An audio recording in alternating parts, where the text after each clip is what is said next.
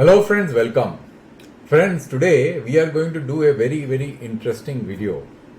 And the reason I am doing this video today is because yesterday RBI came out with their policy, monetary policy rate announcement, where they announced that the policy rates are going to be held constant.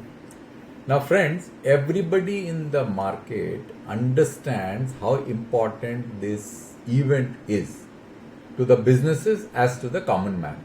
Because our ability to do economic activity in the market is driven by RBI's policy rate announcements.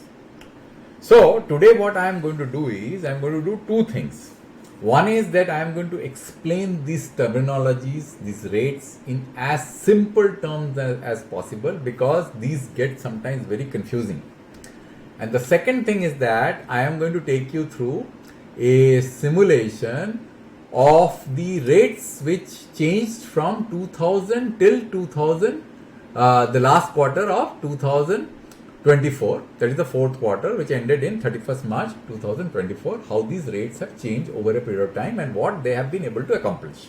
So that's the whole purpose of this video. So watch till the end, because you will get a very good insight and you will understand why these rates are held in a certain manner and what is the difference between various rates and what they are able to accomplish in the overall economical system of our country. Okay, so let's go first in this PowerPoint chart.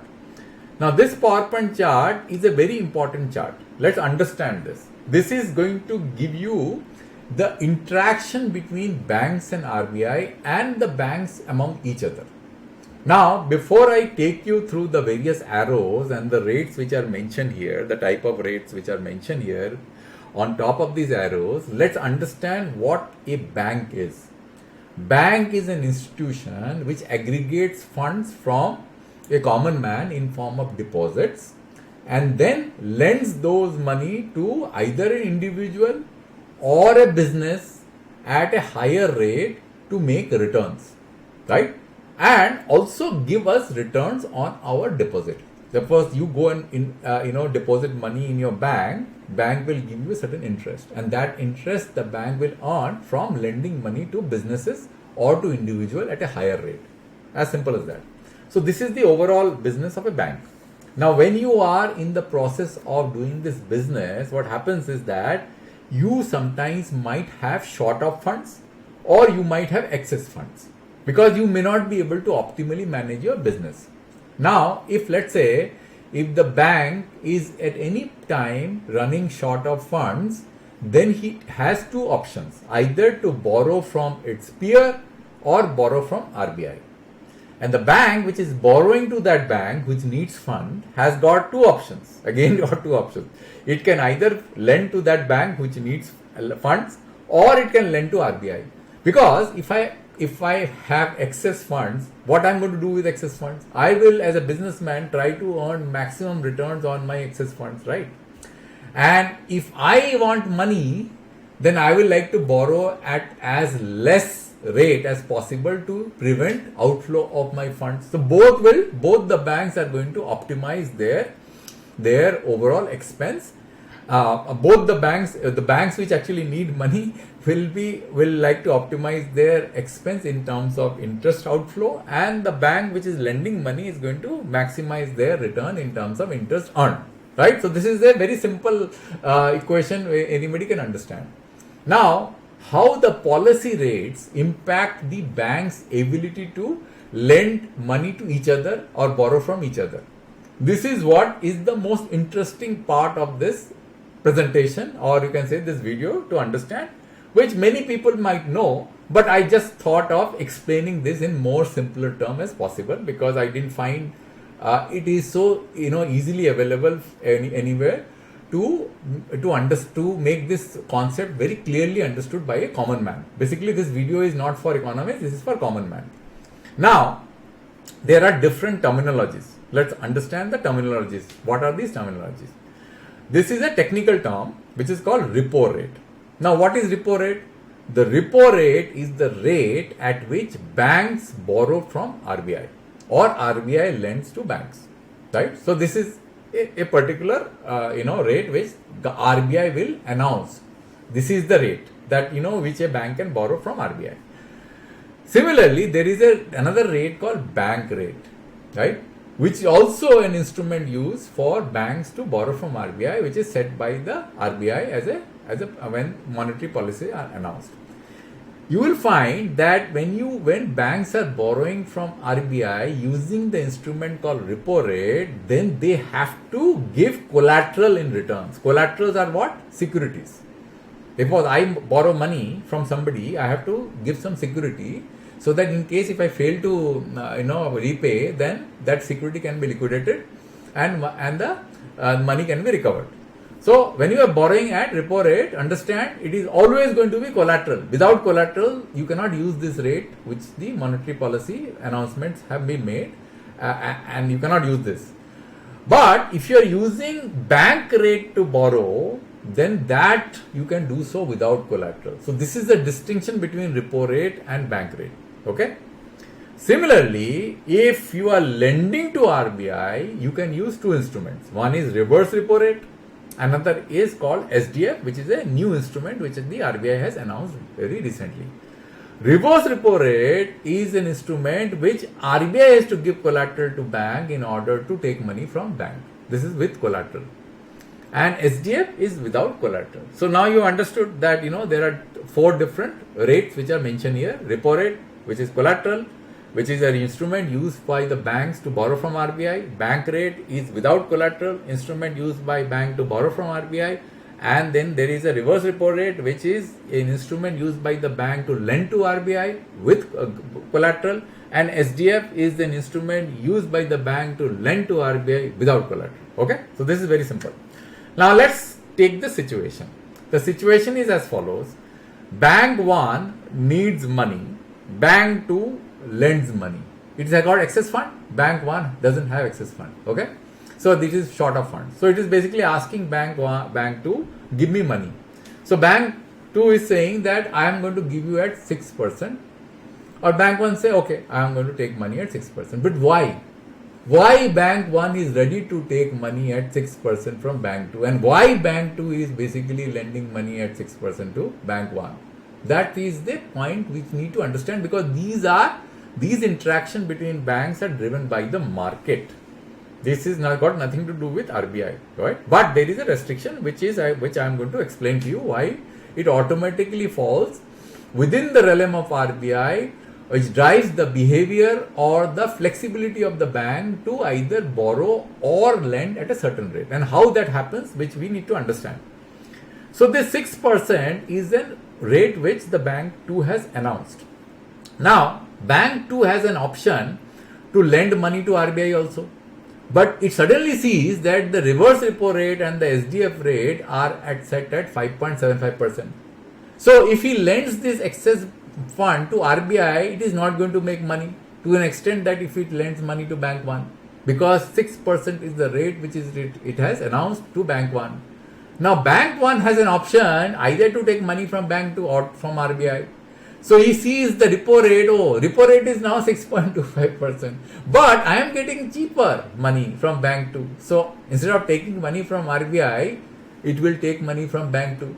So now you can see that what is the constraint which these two banks have in order to lend and give money and borrow money from each other. So these are controlled by the corridor window set by RBI.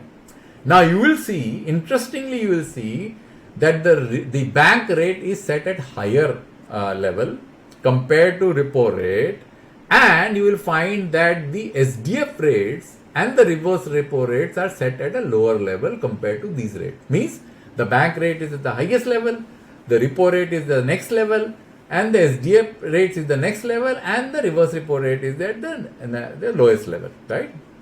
Now why it is like this? Why the bank rate has to be at the highest level? You answer this question. So the reason the bank rate is at the highest level is because what is happening in bank rate? It is enabling RBI to generate more returns on their money and discouraging bank 1 or any other bank to borrow money at the bank rate, right? That is why it is set at higher level, because you won't like to borrow money at a higher rate because you want to minimize the expense on borrowing. But there is a flexibility which is attached to bank rate. What is it? It can be borrowed without collateral. Now assume that the bank one says that, okay, I want to take money at 6%, which is given by RBI, given by bank 2, but I don't have any collateral to give, right? Because every interaction might happen using a collateral. So I also don't have a collateral to give to RBI. So what I do? I take money from RBI at 6.5% without collateral. So this is an emergency kind of borrowing. It increases my flexibility to borrow money at a higher, though I have to pay a higher interest rate, but I can borrow using a collateral. So it basically sets a threshold level in the market as far as interest rates are concerned, right? So you got it. Similarly, if the bank 2 says that, if the bank 1 says that, no, I am not going to take money at 6% from bank 2. It says that you reduce your rates. I am going to give you only, let's say, 5.74%. So the bank 2 will say, I am not going to give money to you 5.74%. I am going to then lend money to RBI at 5.75%. So this is how these corridor rates are set, by RBI to enable a price discovery in the market of lending and borrowing. So if these rates are closely held together, means if the difference between the repo rate and the reverse repo rate or the SDF rates, the difference in percentage basis points, the window is low, then what happens is that this discovery that is happening in the market between bank 1 and bank 2, the interest rates are going to be set within a smaller corridor window, means interest is going to be stabilized in the market. However, if the difference between these two windows is going to be large, then it enables a better price discovery. Means whoever is able to generate better business or able to manage money better, he will be able to make more money because he has a larger corridor of window to play with. Okay. So that is the reason why these corridors are set, and it kind of drives certain policy objectives which the RBI wants the system to exercise in order to drive certain economic objective. Now, having understood this, let's go straight to this tool. Now, this is a simple code which I have written, which kind of gives you a view what happened from year 2000 till today, right? So let me just play this. So you can see that how the interest rates are changing over a period of time. So you can see that this is the bank rate, this is the repo rate, and this is the reverse repo rate, and this is the 10-year bond yield, and this is the 2-year bond yield. Now this will be very confusing. So let me just stop this, and I will go straight from here and explain to you how the rates have changed over a period of time. That will be much more efficient. So if you look at in year 2000, you will find the bank rate, which I explained to you in the earlier part of the video. You will find that for an exception, the bank rates were set lower compared to the repo rate. Now you will ask this question, why this is so?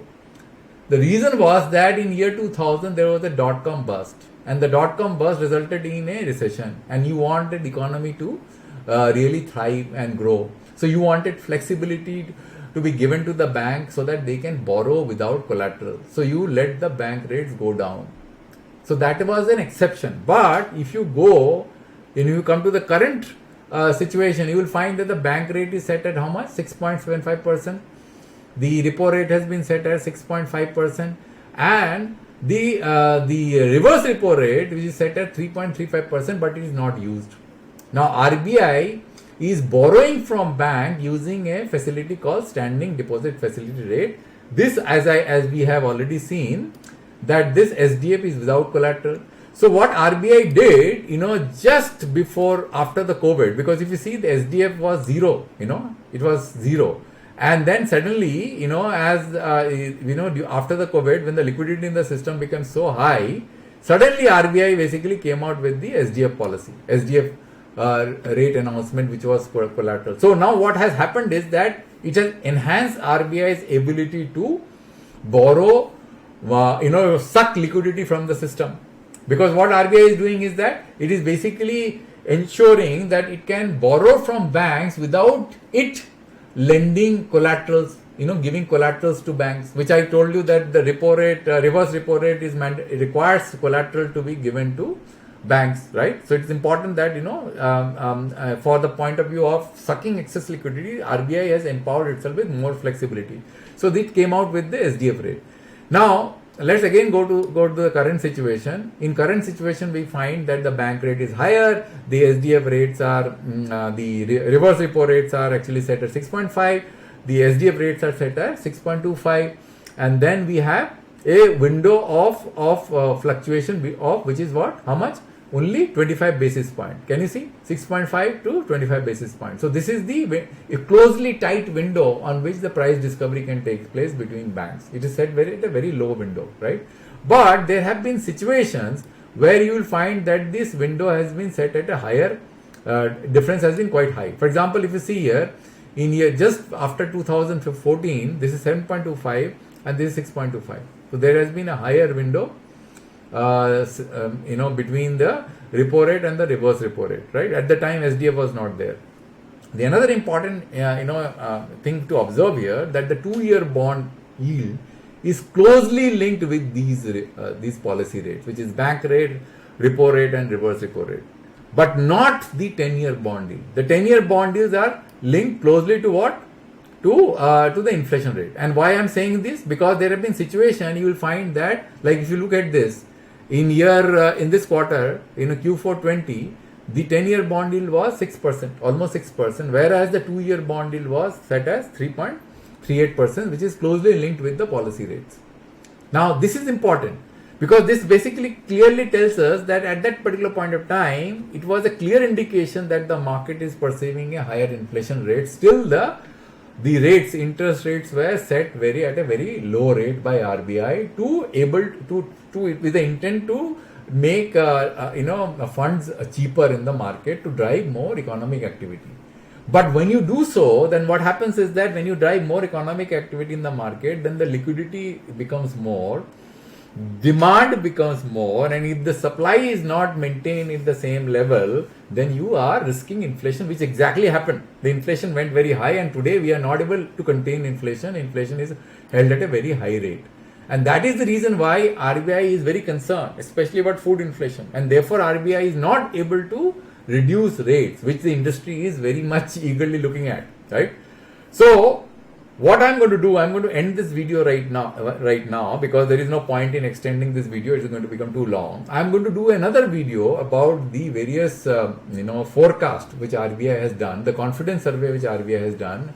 The data was released yesterday, which is going to give you an indication as to how the market is perceiving our economic activity in the future, because that's perception of the market, not the actual inflation rate. What is the perception of the market as regard expected inflation, and the economic activity will be able to drive RBI's confidence to bring down rates. Otherwise, RBI will find it very difficult to bring down rates. Okay, so next video I'm going to talk about the various confidence survey, and I'm going to close this video here. And I hope that you found this video very, very useful, and I'll come back to you with the next video as soon as possible.